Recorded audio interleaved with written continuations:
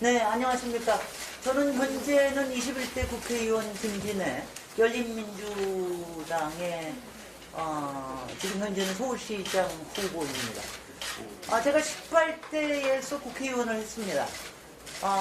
당시에 18대 국회에서의 가장 큰 이슈가 아마 4대강 사업 이슈였을 겁니다. 이거는 국회뿐만 아니라 전 사회를 휘둘렀고, 저는 18대 국회의 4대강 사업 저격수로 가장 대표적으로 활동했던 위원이었습니다. 당연히 MB의 블랙리스트에 올랐었고요. 저는 그래서 그런 정도로만 당연히 올랐었겠다 이렇게 생각을 했는데, 이번에 알게 된 거는 지금 내 나라 내 파일 운동을 통해서 제가 알게 된 거는 이것이 단순히 4대강 사업에 관련된 것뿐만이 아니라 당시에 정치적인 모든 정적까지 여야 의원들까지 다 사찰을 했다라고 하는 정말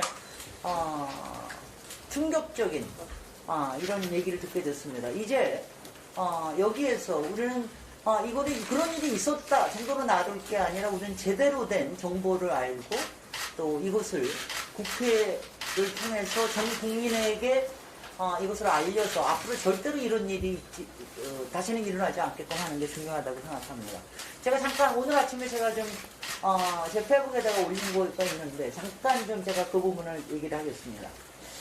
18대 국회의원 전원을 사찰했다는 거, 당연히 당시에 친이 친박으로 나눠서 싸웠으니까 그랬었던 겁니다.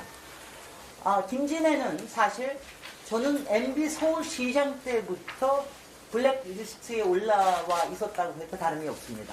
뉴타운을 비판했고, 좁속으로 추진되는 청계천 사업을 비판했고, 또 잔디를 심어서 집회를 막는 잔디 독재를 제가 비판을 했습니다.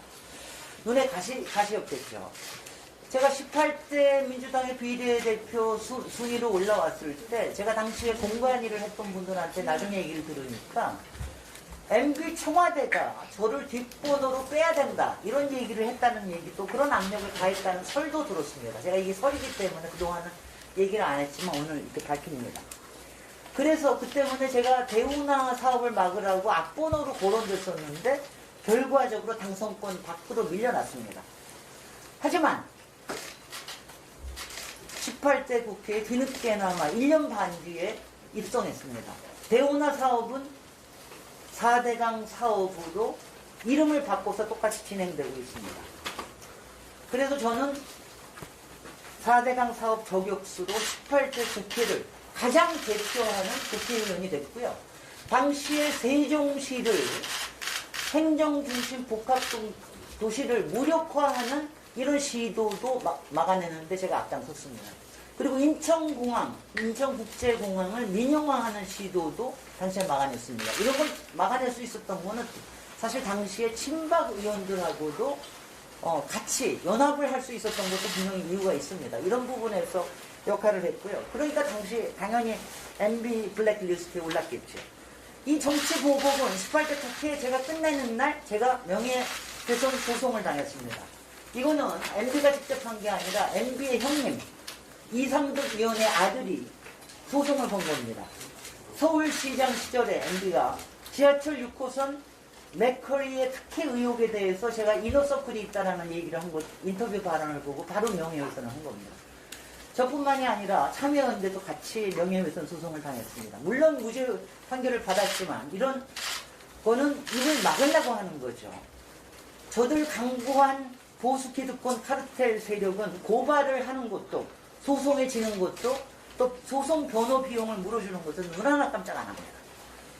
MB는 부정부패, 비리, 부실, 비위, 불법의 상징입니다. 절대 용납해서는 안 됩니다. 우리 다 같이 우선 개인적으로 정보 청구를 합시다. 저는 어제 당장 정보위 소식을 듣고 어제 개인정보 청구를 했습니다. 21대 국회는 특별법을 만드는 건 시간이 너무 많이 걸립니다. 일단 21대 국회에서 정보 공개를 청구하는 의결을 합시다. 사찰과 블랙리스트는 사라져야 할 반민주적인 독재의 망령입니다. 이상입니다. 감사합니다.